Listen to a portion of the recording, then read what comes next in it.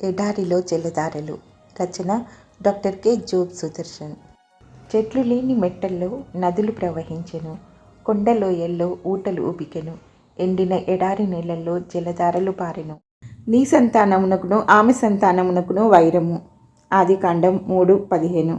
విమోచకుని గురించిన మొట్టమొదటి వాగ్దానం బైబిల్ అంతట్లోకి కేంద్ర సత్యం. ఆదికాండం 3:15లో దేవుడు స్త్రీ సంతానం అని చెప్పడం ద్వారా పతనమైన మానవ జాతిలో ఆశ చిగురించింది.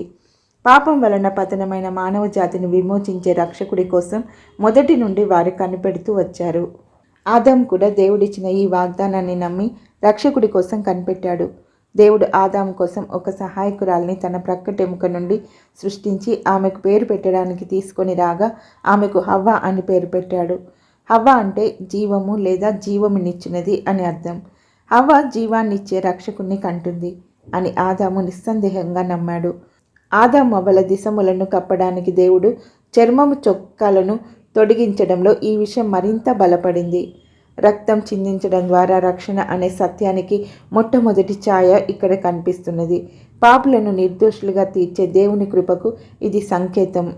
ఆది దంపతులలో విమోచకుడిని గురించిన సత్యం ఎంత బలీయంగా ఉన్నదంటే, హవ్వ తన మొదటి సంతానమైన కయీనుని కనినప్పుడు యెహోవా దయ వలన నేను ఒక మనిషిని సంపాదించుకున్నాను. ఆదికాండం 4:1 అన్నది.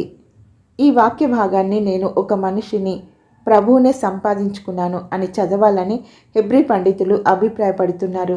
తాను రక్షకునికి జన్మనిచ్చానని హవ్వ నిస్సందేహంగా నమ్మింది.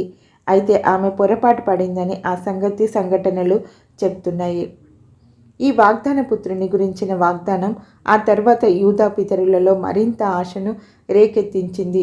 ఆదికాండం 12:3, 17, 19, 22, 18, 36, 4, 49, 10.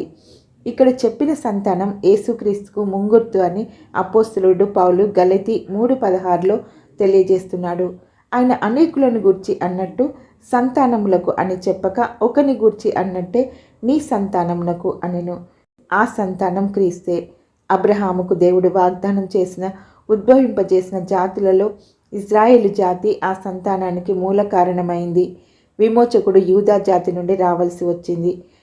విమోచకుని గురించిన ఆశాభావాన్ని 19, 25, 26లో వ్యక్తం చేశాడు. ఆ సంతానం మరెవరో కాదు, సర్పం తల చితకగొట్టేవాడు లోక కళ్యాణమూర్తి అయిన యేసుక్రీస్తే. మత్తయి 20:28, 1 యోహాను 3:8, యోహాను 12:31.